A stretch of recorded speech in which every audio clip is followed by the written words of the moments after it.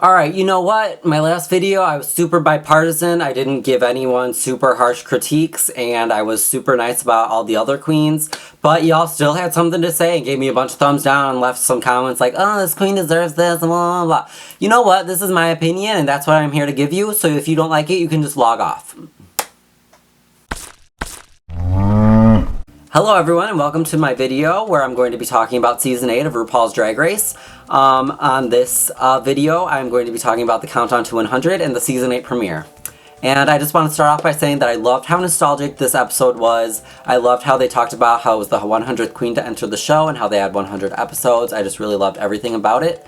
I also really liked that they brought back all the past winners and other people from the different seasons, such as Raven and Morgan McMichaels and other queens who I just slip of the head right now. So personally, in my opinion, out of all the queens that entered the workroom, my favorite intro look was definitely Naomi Smalls. I just love something about like that lace thing she was wearing and then those really high shoes, and her legs are just amazing, and her hair and her makeup, it was all just very fleek, and I was just very into everything. There were other really good outfits. I really liked Thorgy's outfit. It was just like super campy but also glam, and then Bob's C. Unt outfit, I was just living for it. It was super like simple but also made a statement that like you're going to remember, and I just love that. And then I also liked Robbie Turner's intro outfit. It was super old Hollywood, which I really like.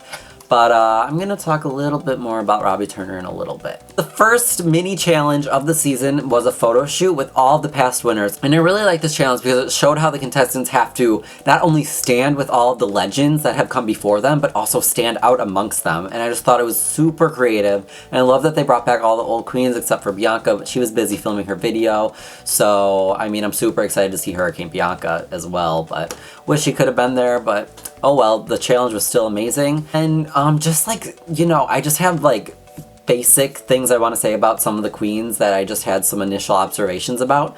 Thorgy is so cool and fun, and I really do think that she's going to be Miss Congeniality for this season.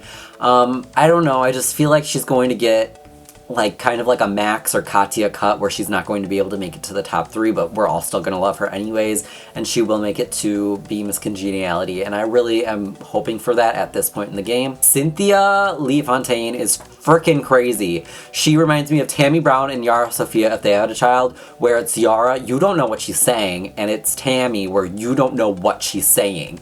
And I'm really expecting some really great catchphrases from her for the season, depending on how long she lasts, but I was just kind of blown away with what she was saying. And then, of course, Bob is hilarious as always, but this show just really, like, asserted that and how fun he is. And I loved his whole bit about, like, he doesn't need to be modest because he knows he's funny. That's literally how I see my life. Like, I don't need to be modest about something if I know it's true. Why should I waste my energy pretending I'm not doing something right when I know I am? And for the main challenge of the first episode, I knew it was going to be a sewing competition. It's always a sewing competition. But I was just blown away with it because it was just every, like, past sewing competition brought into one, and I was just like living for this challenge because it made you very nostalgic and like also like happy to see all of these challenges like recycled. But let's be real, Logo just had leftovers from other seasons that they needed to get rid of, so they're like, what can we do? Well, let's just slap together this challenge. But either way, I was still in love with it. And as for the decisions made on the runway tonight, I was so happy with every single one except for who the bottom 2 were. The bottom 2 this episode were Layla and Naysha, and I didn't necessarily agree with it because I do think that Robbie Turner should have been in the bottom 2. His outfit was a white circle with dog treats super glued onto the titties, and that is not something I ever want to see on RuPaul's Drag Race. It was so disgusting, and I was like, girl, what are you doing with that dress? And while we're on the subject of Robbie Turner, I do feel like she's kind of getting the villain edit this season, which is why I'm kind of like not liking her so far, but I'm not going to totally judge her based on that just because she might be a really cool person and she's just getting bad at it on the show. But as Michelle Visage says, you can't always blame the editing.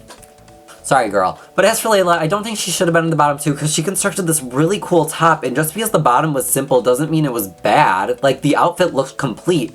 she wasn't cheaping out on the bottom half. She was making it look good in like a complete outfit. So I don't think that it should have been her and Naysha in the bottom. I do think it should have been Robbie and Naysha in the bottom. They did lip sync, and they lip synced to applause, and I was not having this lip sync at all. Like, at the start of it, neither of them were bringing any energy. It is applause by Lady Gaga. You have to clap your hands and get the audience to love you. That is literally the whole point of the song. Towards the end, Layla did bring a lot of energy, and I was very proud of her towards the end of it, but Naysha, can we talk about her mom voguing? It was just terrible clapping, and I was just scared. But one thing I did find interesting was that a former Miss Continental pageant winner went home on the first episode of RuPaul's Drag Race. That just shows you how intense and amazing the competition is going to be for this season, and I am living for all of it. So if you like this video, please give it a huge thumbs up. Also leave a comment below and share this video with your friends.